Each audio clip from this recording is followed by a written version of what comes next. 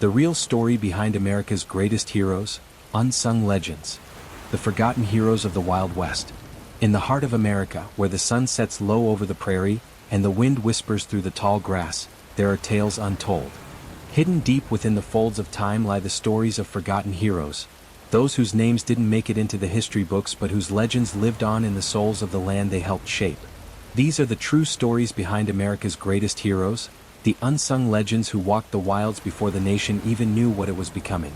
Long before the great legends of the West, Pecos Bill, Paul Bunyan, and the indomitable Johnny Appleseed, there were others who walked the earth with a quiet, unspoken power.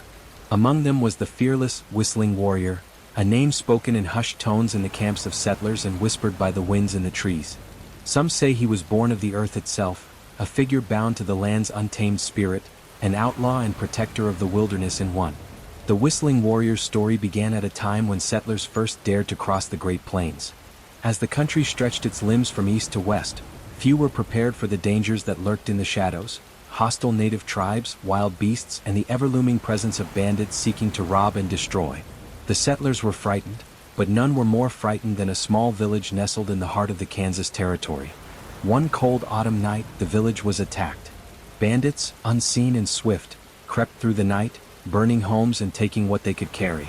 The men of the village, armed but overwhelmed, fought back fiercely, but the odds were against them.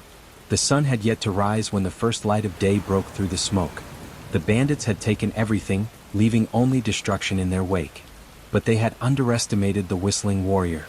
In the hills above the valley, the whistling warrior had watched the village from the cover of trees. His piercing blue eyes, like the endless sky, never left the bandits as they plundered.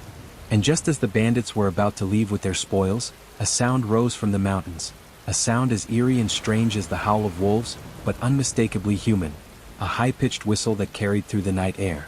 The bandits paused, their eyes wide, but no one dared to move. They heard it again, closer this time, a sharp, clear whistle that seemed to rattle the trees and shake the earth beneath their feet. Fear gripped their hearts, for they knew the tales of the whistling warrior, a shadowy figure who never showed his face but was said to possess an unnatural ability to control the wind, the earth, and the animals of the land. The whistling warrior wasn't just a man. He was a legend who protected the land, a protector of the weak, and a vengeance bringer to those who wronged it. As the bandits slowly turned to look for the source of the sound, they saw him, a silhouette against the rising sun, tall and powerful. His clothes were made of leather, his face hidden beneath the hood of his cloak, but his presence was as real as the earth beneath their feet. With another sharp whistle, the ground trembled. The trees groaned under the force of an unseen wind, and the sound of rushing hooves filled the air. From the hills above, a herd of wild mustangs appeared, galloping fiercely toward the bandits, their eyes wild and glowing in the early morning light. The horses were unstoppable, running down the attackers with a fury that could only have been called from the very soul of the land. The bandits scattered in terror, running for their lives as the whistling warrior stood motionless, watching them retreat. The wild mustangs, following his command, stampeded through the empty camp, their thundering hooves deafening. They were gone as quickly as they had arrived, leaving behind only dust and the faint sound of whistling in the wind. The villagers, shaken but alive, gathered in the remains of their homes, looking to the mountains where the warrior had disappeared. He had come to their aid, not for recognition or reward, but because it was his duty to protect the land, its people, and its stories. And so, the legend of the whistling warrior was born. A tale passed down through generations, spoken only in whispers, remembered only by the wind. But this was just the beginning. There were many more legends hidden in the pages of American history, stories of unsung heroes who, like the whistling warrior, vanished into myth, leaving behind only their deeds to be carried on through time. And soon you'll hear of them all. The last stand of the Silver Bear. The land had begun to change in the years following the whistling warrior's deeds, but the stories of his heroism never left the mouths of those who had been saved. Settlements grew larger, cities bloomed from the soil, and yet the old legends lived on. They were whispered by old men sitting on porches, told by firesides to children, and repeated in songs sung by travelers passing through the land. Yet, some heroes' stories were even darker, and their legacies were told only in hushed tones, passed down from those who dared to remember. One such story was of the Silver Bear, a figure whose deeds were not so much remembered in the songs of the settlers but in the ancient roots of Native American folklore, now fading into myth. The Silver Bear was no ordinary man. He was a warrior whose strength was legendary, said to have once been one of the greatest protectors of the Cherokee Nation.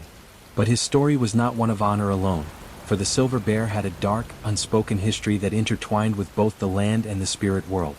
It was said that the Silver Bear's strength came from an ancient spirit that resided within the earth itself, a spirit that had once belonged to a powerful bear shaman. The Silver Bear, born a humble man, was the chosen vessel for this powerful spirit after an accident left him near death. When the shaman's spirit entered him, the transformation was swift and violent. His body grew to an unnatural size, his muscles rippling with strength, and his skin took on a silver sheen, reflecting the moonlight as if it had been touched by the gods themselves. But with this power came a great burden. The Silver Bear was not merely a protector of his people but a guardian of the earth's deepest secrets, secrets that were meant to be forgotten.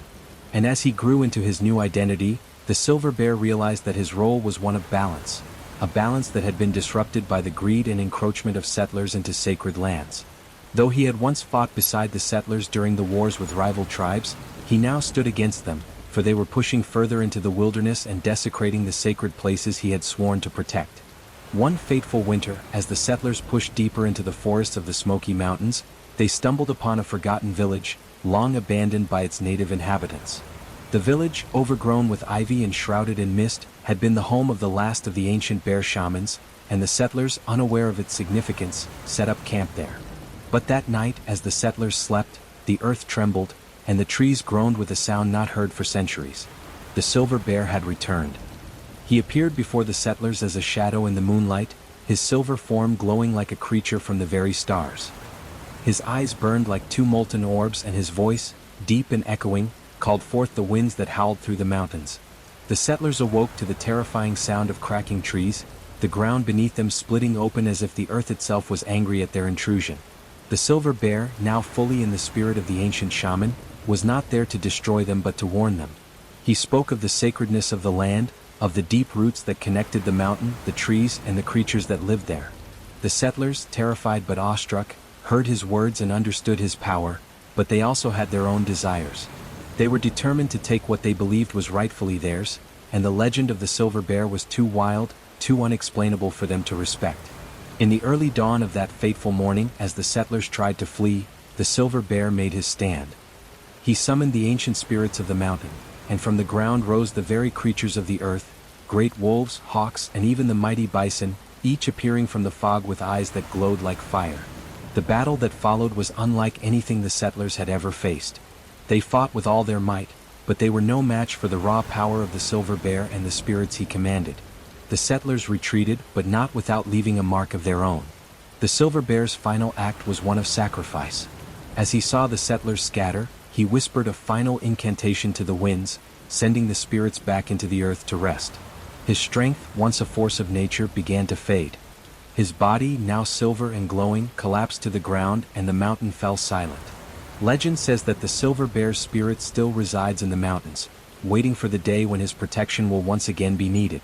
Some claim that during the full moon, if you stand at the edge of the Smoky Mountains, you can still hear the roar of the Silver Bear, a reminder of a time when the land was defended by a hero whose story has been lost to the ages. And so, the story of the Silver Bear fades into the wind, like the spirits of old, but the memory of his deeds lives on in the hearts of those who remember the legends. Just as with the Whistling Warrior, his legacy is passed down through the whispers of the earth itself, and the land continues to speak of the heroes who were forgotten, but whose power will never truly fade.